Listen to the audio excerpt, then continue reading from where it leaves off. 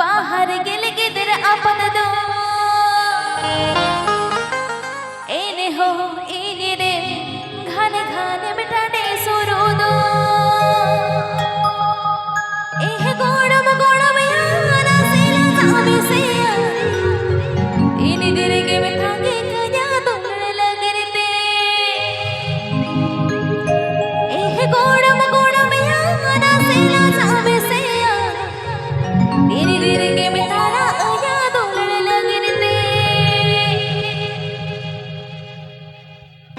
आमा आमा बाहर गेले गिदर आपदो तीन के खान खान बेडने सुरू दो आमा आमा बाहर गेले गिदर आपदो एने हो तीन के खान खान बेडने सुरू दो एह गोड़म गोड़म याना सेला सामे सेया एने के जाए काके कन्या दोलने लगने एह गोड़म गोड़म याना सेला सामे सेया एने के जाए पासा कन्या दोलने लगने आप Ajmer the Rusika Videos YouTube channel Serkan. आप Ajmer the Rusika Videos YouTube channel Serkan.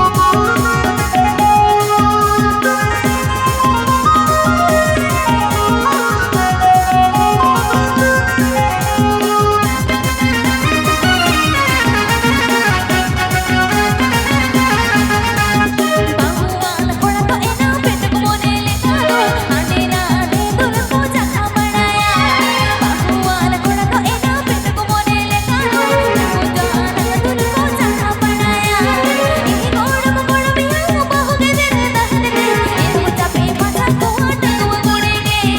एह गोड़म गोड़म याना दहु पुने दहन के एह मुझा पे पासा को आटे को गुड़ेगे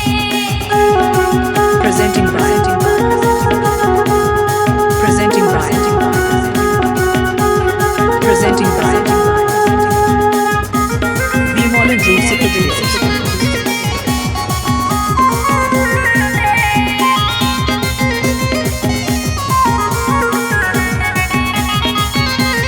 आमा आमा बाहर गेले गिदर आपदो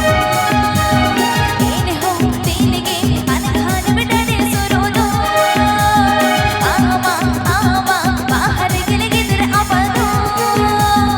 एने हो तीन के खान खान बेडने सुरू दो एह गोड़म गोड़म याना सेला सामे सेया एने के जाए पासा कया दोलने लगने एह गोड़म गोड़म याना सेला सामे सेया एने के जाए पासा कया दोलने लगने Rusika Videos presenting.